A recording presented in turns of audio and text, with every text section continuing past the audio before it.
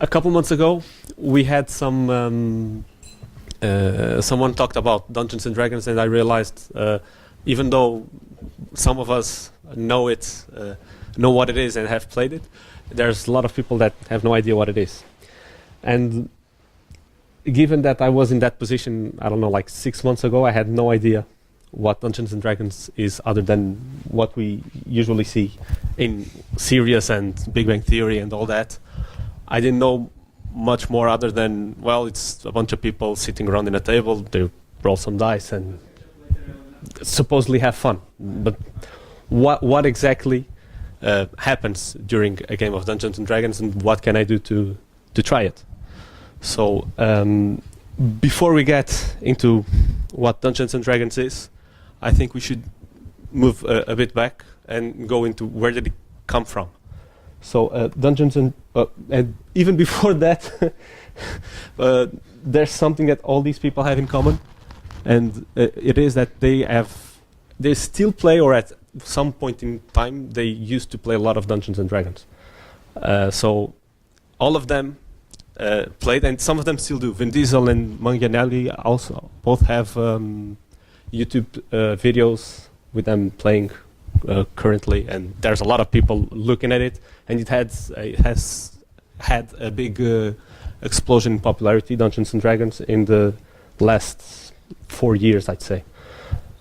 So going to the origins of it, where did Dungeons and Dragons come from? Dungeons and Dragons is a tabletop game. I have a hard time calling it a game, and I'll explain why soon.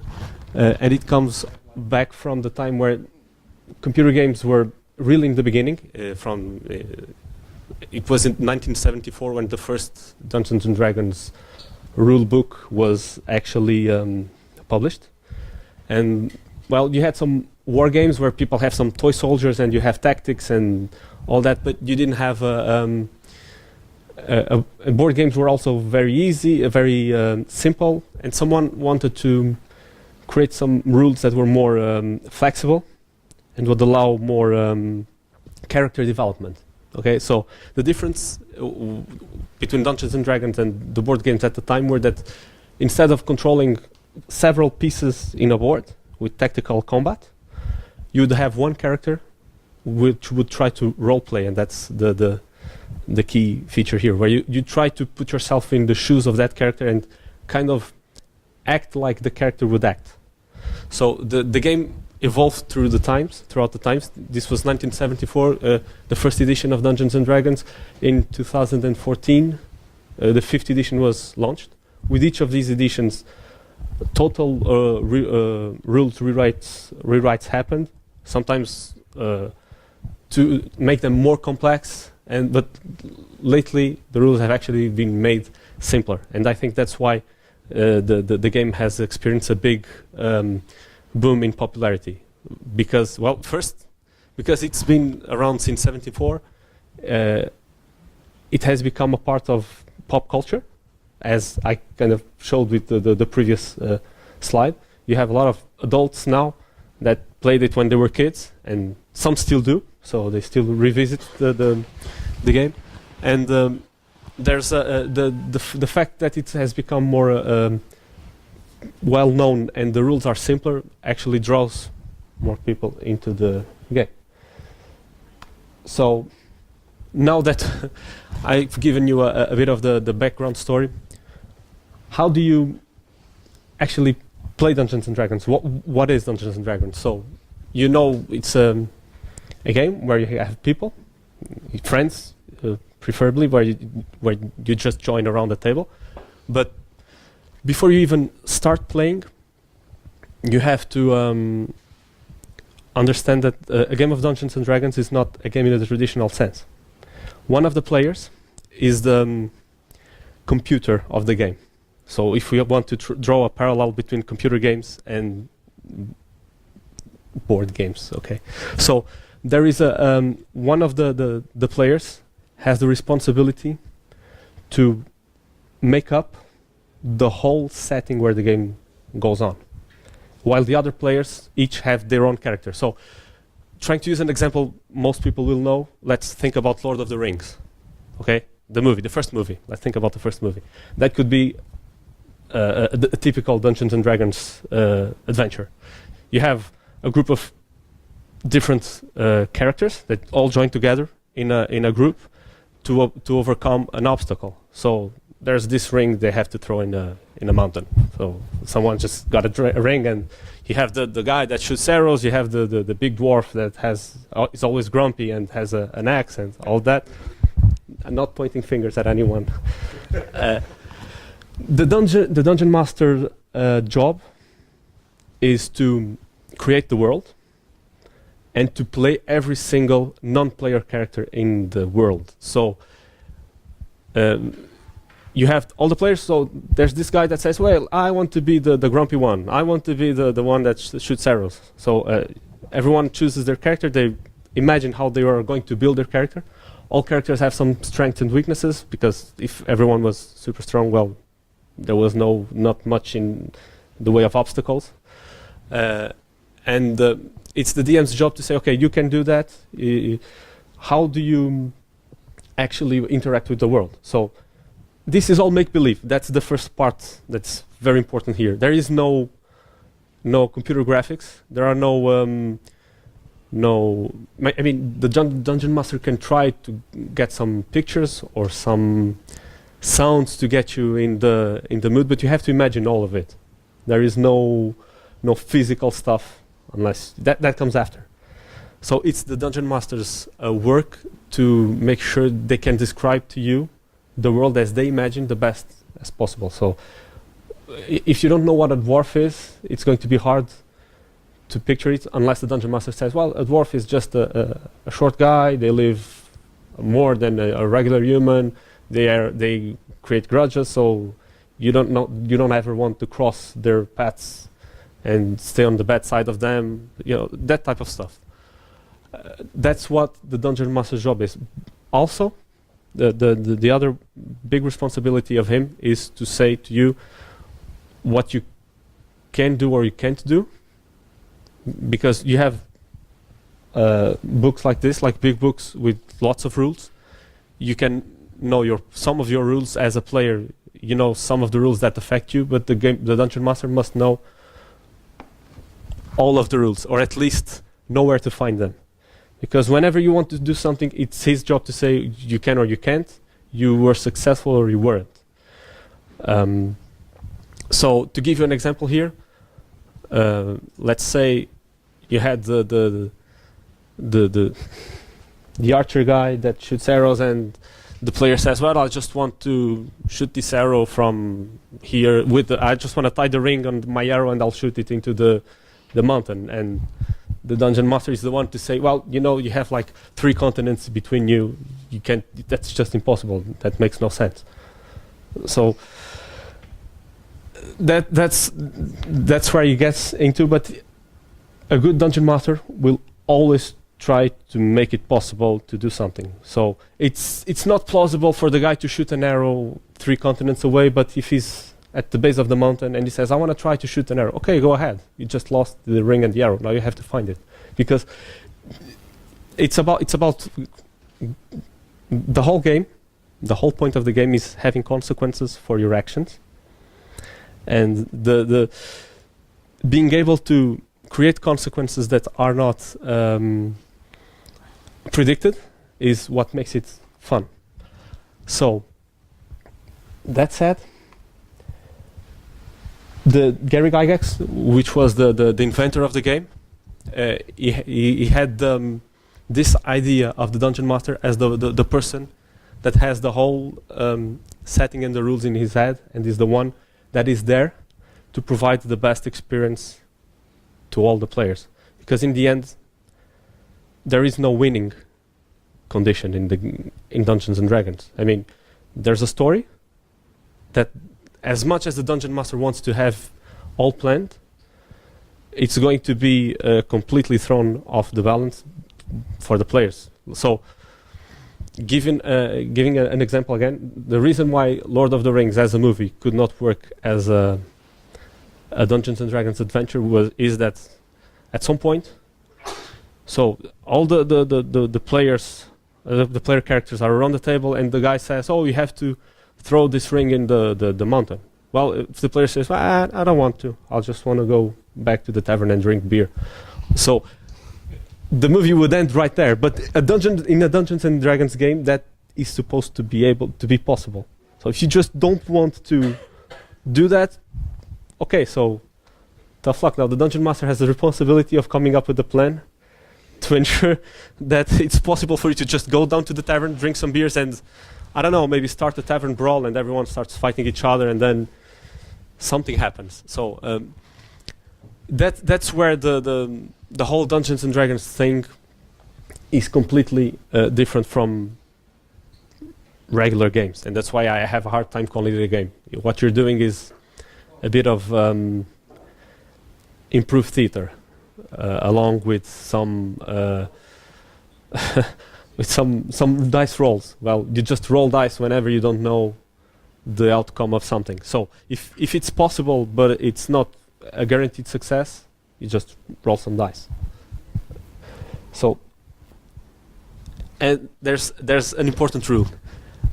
You don't want to annoy the dungeon master too much, because since he has the power to do anything, at the same time, if he just gets tired with the game, you can just say, well, you just died, all of you, and let's go home, I'm tired of this. So that's basically it. So okay, so you have a dungeon master, you have players, so you sit at a table, then what happens? So the dungeon master is sitting there, he has something to cover his dice roll, so the players don't really know what he's looking at, because a lot of the magic is not knowing the numbers, the whole math the dungeon master has to do behind the scenes. There's a lot of numbers going on and deciding whether or not it's possible to do what you're trying to do. But for the players, it's all a story. And there's this separation in the table. The dungeon master is your eyes, your ears, your gateway into that world. So the whole game, the whole session goes like this. Well, people sit around. You already had your characters planned before. Dungeon Master gives you an introduction. So let's say this is the table you have with the players, and then you have your characters. Okay, so each one of those players is controlling one of these characters. The Dungeon Master is the one describing that you're sitting in a tavern looking at a map. So let's say, for example, the Dungeon Master says, "Well, today we're playing well, you already know what you're playing, but you are a group of mercenaries, some pirates, you have your ship, and you're looking for your new job. So you're out of work, you're looking for someone to hire you, and you just entered a tavern and someone asked you to find Jack Sparrow. So why not? So one of you is actually very good at navigation skills, and you have a map, and you just ask the guy to tell you roughly where he was last seen. So this is what you know. That's what the DM tells you. The players now try to get more information out of the Dungeon Master. So how old is the guy that's asking us that? So Dungeon Master must have an idea how old he is. So what can he tell me about it? And the Dungeon Master has to come up with all those answers, and to understand if your character is able to ask those things or not. So let's say your character wants to know if the guy that's asking me to find Jack Sparrow, I ask him, why is he trying to find? And the Dungeon Master says, well, that guy, he doesn't want to tell you why. So you say, but I want to persuade him to tell me. So how good are you at persuading? So those things are defined by the character, and the game is all about communication, talking. So if you as a player can convince your Dungeon Master that you have a very good reason to know, for your character has a very good reason to know, and he conveys that information in a good way to that character, to the quest giver, let's put it that way. Well, the Dungeon Master can say, well, sure, you're good enough. He'll tell you. He just wants to pay back for something that Jack Sparrow did to him, something like that. So that's how a typical game goes. So you have this part of dialogue and interaction, and then you have combat, and that's more mechanic. Well, you throw some dice, you see if you hit, if you kill the bad guys, if you don't, if you try to imprison them. But that's that part I don't want to go into that in this presentation, because that's a whole other story. So that said, why would we play D&D instead of playing a computer game or something else? Well, I'm gonna talk from my point of view, from my experiences, which it's not a very long experience. I've played it like, I don't know, 5 times, 6 times in the last 9 months, maybe more. I don't know, a couple more. I don't know. And maybe once per month, kind of, give or take. So the thing is, this is a very social experience, despite the previous perception of the game, because there's 6 people sitting around a table, and there's no computer to tell you what's right or wrong, and nothing to decide exactly what happens. So the first one is it's a social thing. You have to talk to each other and agree that something is happening, and that requires some persuasion skills, some smooth talking, let's put it that way, or very convincing arguments. There's a type of freedom in Dungeons and Dragons you don't have in computer games. In computer games, you have some invisible walls. You just do what is set to do. So dialogues in computer games, you have A, B, or C. You choose one of them, and that's what it is. Here, but again, there is nothing is set in stone. It's just a matter of how creative you can be. And those are the 2 big advantages I see in Dungeons and Dragons versus computer games. It's the social part, the face-to-face time with friends, and the freedom to do anything. I can also argue that you can do a bit of improv theater if you want to, because if you really want to get into your character, you can try. First, you have to think like he would think. If you have a dumb character, you're not going to be able to do big investigation and to deduce what happens. So what would a dumb character would do in a situation like that? Or if you have a very weak character and you're presented with a big guy trying to intimidate you, how do you react? Or maybe you have a big guy but he's not very confident, so you have to act in a different way. So it helps you to put yourself in other characters' shoes.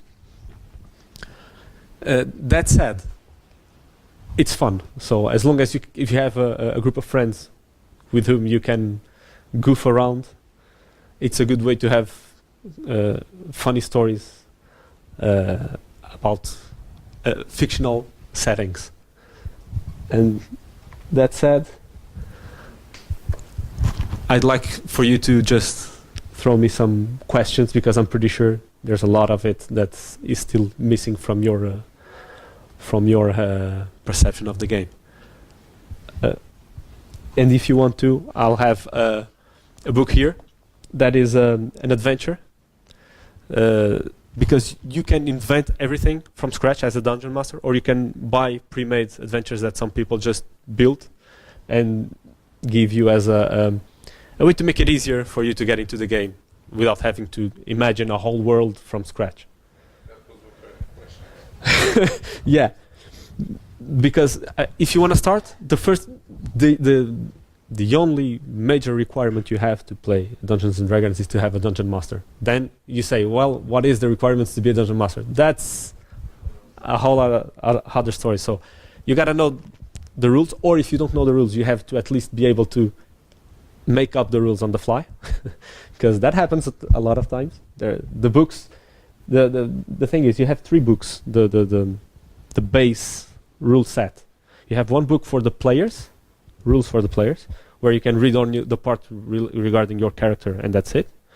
You have one book for the dungeon master, and you have one book that it's all it is like a bestiary, so a place where you have descriptions of creatures and beasts and all that, and a small paragraph describing the being and what his rules are. So let's say we are going to play today. and I'm the dungeon master. I have to have an idea of what types of dangers you can encounter. So if you're in the desert, I'm gonna try to find, I don't know, giant scorpions or whatever you find in the desert, like riders, guys mounting on camels, snakes. Yeah. So I'll try to find those, try to find rules for those, and have an idea of what you can find. Because I don't know, maybe you're in the desert, but you don't want to leave the town. So if you don't want to leave town, you're not gonna find giant scorpions in the middle of the town. I don't know. So it requires some preparation, but these sorts of things, these books, help you a long way because you have all there is in here. So, Victor, I'll try not to spoil you, but you have like a map of the whole possible place, and you have like a map of an island or something like that with this is what you don't know. So they also give you this. So when you start to play, you know you'll appear in this town. This is what you know of the map. This is unknown. Okay, so thank you. So you have something like this. And they tell you rules. So if you want to move from point A to point B, you have to cross these places. And well, one of these things, the map scale is like 20 miles per square. So you move 15 miles per day, so you'll take 2 days or something. So there's a lot of rules like this. You can go by the book, pun intended. You can go by the book and follow all those rules, or you can just look at this and say, well, you just took 3 days to go from A to B and everything went fine. So it really depends on your dungeon master. Other than that, you need some dice and paper and a pen to write things down, so you know if you're about to die or not. Because when you create a character, there's a lot of things going on. You have some statistics that define how good your character is at something. You have some core values like how strong you are, how intelligent you are, or how good at persuading people you are. And then you can go on and think about the background. What did you do before becoming an adventurer? Because Dungeons and Dragons, your character is a cut above the average. You're a bit better. You're someone that is going to go on an adventure that regular people wouldn't do. Your regular peasant wouldn't go on and try to save the whole town from the bandits that are trying to raid them. That's a whole movie. They actually hire 7 samurais and try to stop the thing. So that's the core of it. But you still had a life before becoming an adventurer. So you can be the monk that got out of the monastery and wants to see the world. So, but he was a monk before. So you have your backstory. You can be the Frodo, the little guy that was in a shire where nothing happened, and suddenly his uncle says, well, there's this ring and you gotta get rid of it. So there's always a call for adventure, something that brings you into the game. I don't know if this answers your question or if I just started going everywhere. A bit of both. Is it turn-based?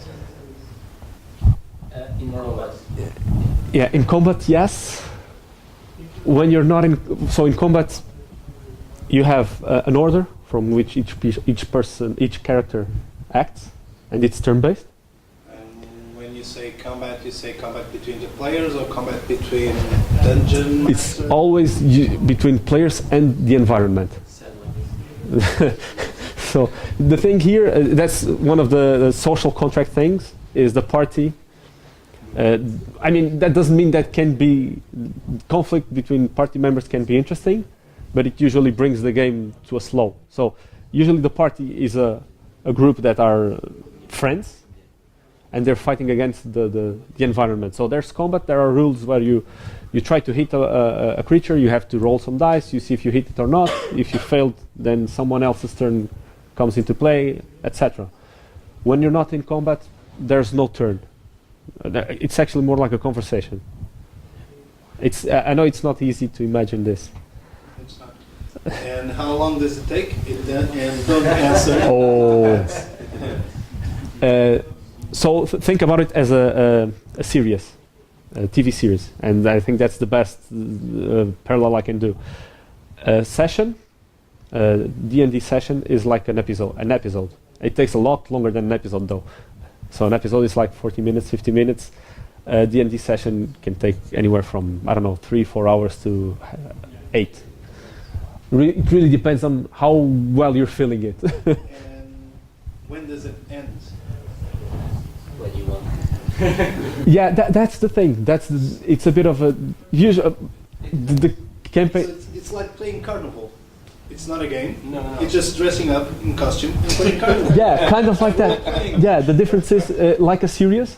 When does a series end? You have seasons, and in D&D you will probably have seasons too, kind of. So you have a campaign. A campaign is a set of sessions where you start at something and you progress your adventure. So Lord of the Rings, again, you had a clear objective, but after you finish this objective, let's use the Lord of the Rings. You have several episodes in the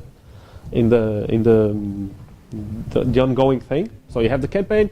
You have people get together. They just play and they form the party. They move into the orcs thing, and then Gandalf falls down the hole with the Balrog, and so whatever. It doesn't matter.